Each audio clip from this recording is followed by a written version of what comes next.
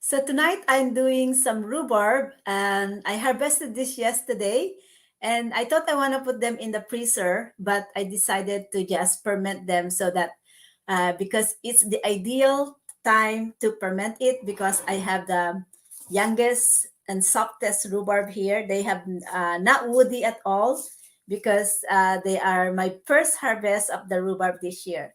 So how gorgeous is this one? You can see all those red color of the rhubarb. It's so beautiful. So I do a lot of things in rhubarb, and tonight I'm going to show you how to ferment it. So what rhubarb is good for your health? It is considered a superfood. It is considered superfood because it protect our cells from cancer radicals. So it's keep our protected our cell to get rid of those cancer causing radicals out of our body. And it is also very high in vitamin K, which is vitamin K is good to keep your blood viscosity good. It's like anti-blood clotting, so it's good for your heart. And it's also rhubarb is very high in fiber, so it's good for your digestive system, and also very rich in vitamin A, um, which is also good for our eyes. What else? What I love with rhubarb is that is the sourness because I like something sour. So I use rhubarb juice to replace my need for lemon. In rhubarb water is very good. So if you haven't tried rhubarb water, the next time I harvest the rhubarb, I will show you how to make rhubarb juice, how to extract juice from rhubarb, and how to make ice rhubarb juice and water on rhubarb juice. So let's start how the process of this one. So I did clear this one up. I cut the two things. The leaves are considered very poisonous because it's very high level in oxalate. So oxalate is something that is not very good if you have kidney stones. It will make your kidney stones bad. And also, if you have problem with your kidney, you should not. I think you should just probably avoid eating rhubarb at all, for because so that it's protect your kidney as well. But I got issue with bones and gout, so when I realized that, I just slow down on consuming rhubarb. But I love the sourness of rhubarb, so I still doing this, and I have a lot of rhubarbs. I have about huge rhubarb pots. So this one is rhubarb that I have processed about. This is about 2 years now, and this is my last one. So this how it's still, even if it's already 2 years, it's still nice and pinky. So this is a soury and salty, and so I mix this one with salad, of course, noodles because I love noodles, and also it's very ideal to eat as a side, as a side veggie for fish, grilled fish or deep fried fish. So I love this one because it's do really give a nice lemony taste on as the side food. So I started cutting the rhubarb in here, and I cut them into about an inch sizes here. So how it's so colorful and gap. And then this is already, you can see some juices in there. So I did use about a cup of water and 1 tablespoon of sea salt.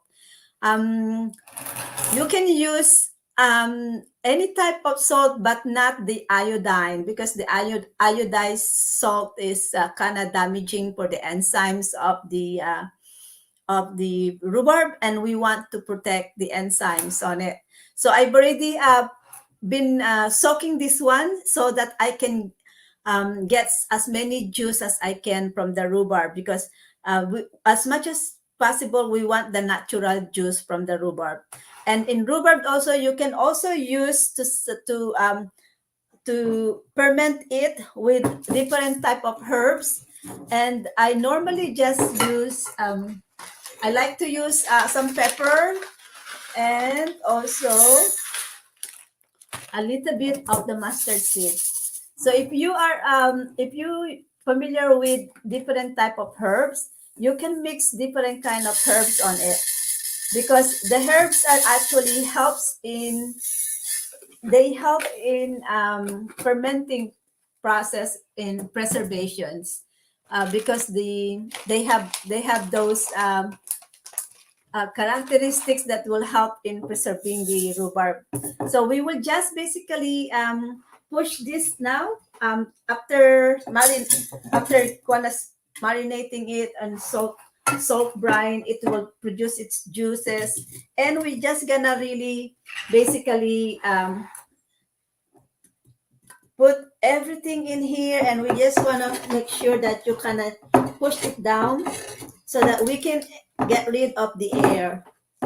So we try not to have air inside, because the air is not good for preserving. So that's how it should be. So there's a lot of juices coming up on this one. So in this 1 liter jar, I kind of use about 2 tablespoons of salt and a little bit more.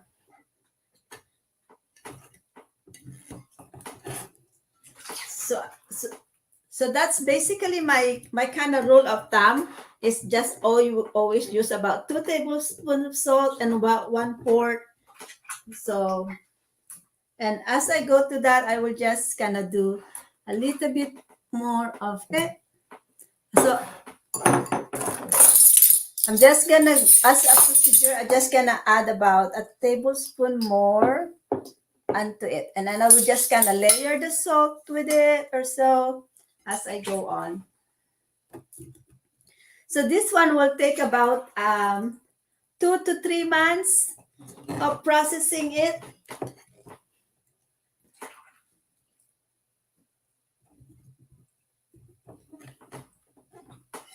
And we just kind of layered salt to it.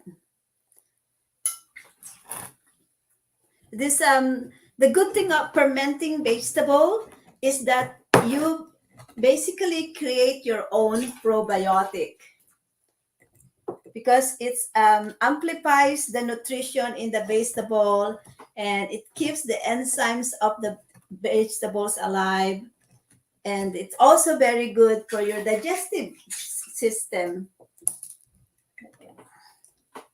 So this one here, and I think this just it. So now we just get a little bit more. So once you put that up, just add a little bit more of this to decorate it. Just nice to decorate this one. Just more of that. I like bay leaves. So we're just gonna fill the jar up, and for we need to keep something heavy on top of it, so that the rhubarb will be submerged with water, and to prevent them from going up to the bottle, you can cut something like this to make it bigger, and you just use that there to prevent it from going up, something heavy. So there you go, and that's how it will be. I'm just gonna make sure this crowded up. And then we're gonna have to fill this up with the juice, and the juice needs to be really fill this one up. So more juice from it.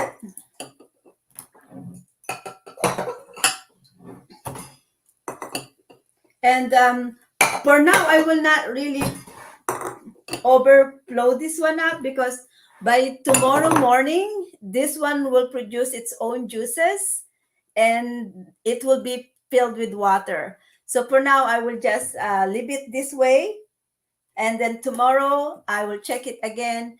And if it's not filled up with juice all the way up to this bottle, then I can add a little bit of brine water which I have a leftover here. This is water with a tablespoon of salt, and that will be it. I can just spill this all the way a bit.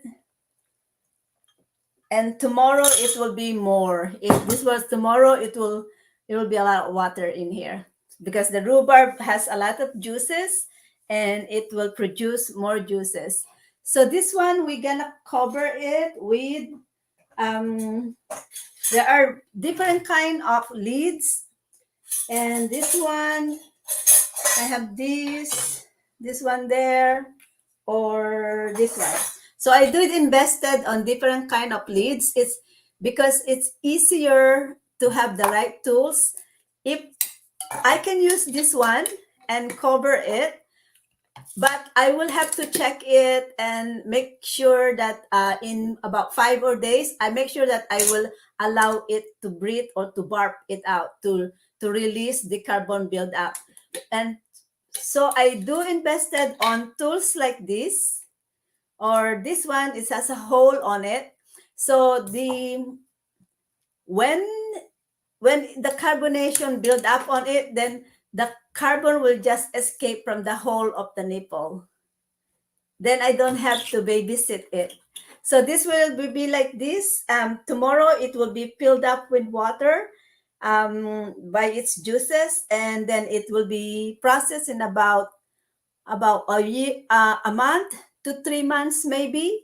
And then once it's all processed, you have to keep it in the refrigerator like this, which is lid on it. And this has already been for 2 years now. So I'm working on this, my last bottle. So that is the way you can preserve your rhubarb, and at the same time, you can create your own healthy probiotics. So we'll see you again next time with my next time I'll harvest the rhubarb. I will do some juicing, and I'll show you how to juice rhubarb. Bye for now.